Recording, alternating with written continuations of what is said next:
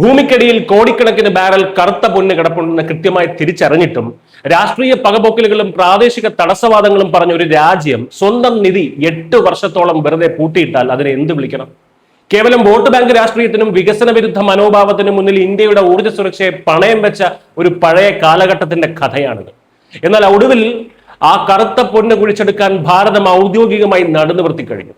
പശ്ചിമ ബംഗാളിൽ BJP അധികാരം പിടിച്ചടക്കിയതോടെ വർഷങ്ങളായി ഫയലുകളിൽ ഉറങ്ങിക്കിടന്ന അശോക് നഗർ എണ്ണക്കിണർ പദ്ധതിക്ക് ജീവൻ വച്ചിരിക്കുകയാണ്. ആഗോളതലത്തിൽ ഇന്ധനവില കുതിച്ചുയരുമ്പോൾ ഈ ആഭ്യന്തര എണ്ണശേഖരം ഇന്ത്യൻ ജനതയുടെ പോക്കറ്റിനെ എങ്ങനെ സ്വാധീനിക്കുമെന്ന് നോക്കാം. ബംഗാളിന്റെ തലസ്ഥാനമായിട്ടുള്ള കൊൽക്കത്തയിൽ നിന്നും വെറും 48 കിലോമീറ്റർ മാത്രം അകലെയുള്ള നോർത്ത് 24 പർഗനാസ് ജില്ലയിലെ അശോക് നഗർ മേഖല. ഇവിടെ ഭൂമിക്കടിയിൽ ഒളിഞ്ഞിരിക്കുന്നത് നിസ്സാര സമ്പത്തല്ല, ഏകദേശം 24 കോടിയിലധികം ബാരൽ ക്രൂഡ് ഓയിൽ ശേഖരമാണ് ഇവിടെ ഉള്ളതെന്ന് ശാസ്ത്രീയമായി തന്നെ സ്ഥിരീകരിക്കപ്പെട്ടതാണ്. 2018 പൊതുമേഖലാ സ്ഥാപനമായിട്ടുള്ള ONGC ഈ വൻ നിധി കണ്ടെത്തിയെങ്കിലും ബംഗാൾ ഭരിച്ചിരുന്ന തൃണമൂൽ കോൺഗ്രസ് സർക്കാരിന്റെ വികസന വിരുദ്ധ നയങ്ങളും കൃത്രിമമായി സൃഷ്ടിക്കപ്പെട്ട പ്രാദേശിക എതിർപ്പുകളും കാരണം ഖനന നടപടികൾ പൂർണ്ണമായും സ്തംഭനാവസ്ഥയിലായിരുന്നു.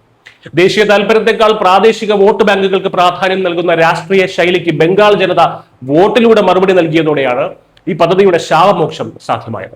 സംസ്ഥാനത്ത് BJP അധികാരം പിടിച്ചതിന് പിന്നാലെ പാർട്ടി MP ആയിട്ടുള്ള സമീക് ഭട്ടാചാര്യ കേന്ദ്ര ധനമന്ത്രി നിർമ്മല സീതാരാമനുമായി നേരിട്ട് കൂടിക്കാഴ്ച നടത്തി. ബംഗാളിന്റെ സാമ്പത്തിക തകർച്ചയ്ക്ക് പരിഹാരമാകാൻ ഈ എണ്ണപ്പാടത്തിന് കഴിയുമെന്ന് അദ്ദേഹം ബോധ്യപ്പെടുത്തിയതോടെ കേന്ദ്ര ധനമന്ത്രാലയം നേരിട്ട് വിഷയത്തിൽ ഇടപെടുകയും ഉൽപാദനം അടിയന്തരമായി പുനരാരംഭിക്കാൻ ONGCക്ക് പച്ചക്കൊടി കാട്ടുകയുമായിരുന്നു. ഈ നീക്കത്തിന് അന്താരാഷ്ട്ര തലത്തിൽ വലിയ തന്ത്രപ്രധാന പ്രാധാന്യമുണ്ട്. നിലവിൽ പശ്ചിമേഷ്യയിൽ കത്തുന്ന യുദ്ധസമാനമായിട്ടുള്ള സാഹചര്യങ്ങളും സംഘർഷങ്ങളും കാരണം ആഗോള വിപണിയിൽ എണ്ണ ലഭ്യത കുറയുകയും ക്രൂഡ് ഓയിൽ വില കുതിച്ചുയരുകയും ചെയ്യുകയാണെന്ന് നമുക്കറിയാമല്ലോ.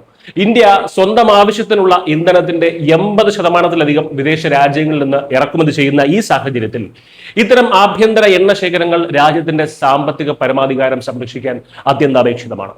വിദേശ രാജ്യങ്ങളെ ആശ്രയിക്കുന്നത് കുറച്ച് ഇന്ധന സ്വയം പര്യാപ്തത കൈവരിക്കുക എന്ന പ്രധാനമന്ത്രി നരേന്ദ്രമോദിയുടെ ആത്മനിർഭർ ഭാരത് എന്ന ദീർഘവീക്ഷണത്തിലേക്കുള്ള വലിയൊരു ചുവടുവെപ്പ് കൂടിയാണത്.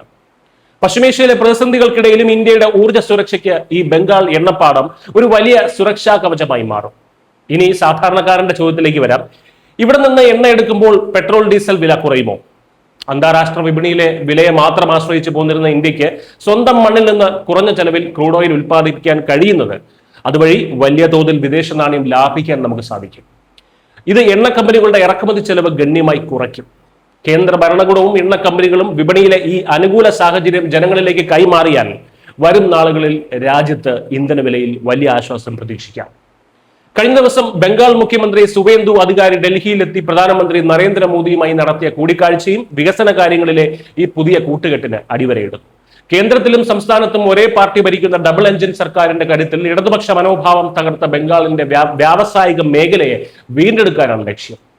പ്രാദേശിക തടസ്സവാദങ്ങളെ ശക്തമായ ജനവിധി കൊണ്ട് മറികടന്ന് ഒടുവിൽ ONGC അശോക് നഗറിൽ ഖനനം ആരംഭിക്കുമ്പോൾ അത് ബംഗാളിന്റെ മാത്രമല്ല മൊത്തം ഭാരതത്തിന്റെയും വിജയമാണ്. ചുവപ്പ് നാടകളിൽ കുരുങ്ങിപ്പോകുമായിരുന്ന ഒരു ദേശീയ സമ്പത്ത് ഒടുവിൽ രാജ്യത്തിന്റെ വികസന കുതിപ്പിന് ഇന്ധനമാകാൻ ഒരുങ്ങുകയാണ്. ഒപ്പം വികസനത്തിന് തുരങ്കം വയ്ക്കുന്ന രാഷ്ട്രീയത്തിന് ഇതൊരു കനത്ത താക്കീതുമാണ്.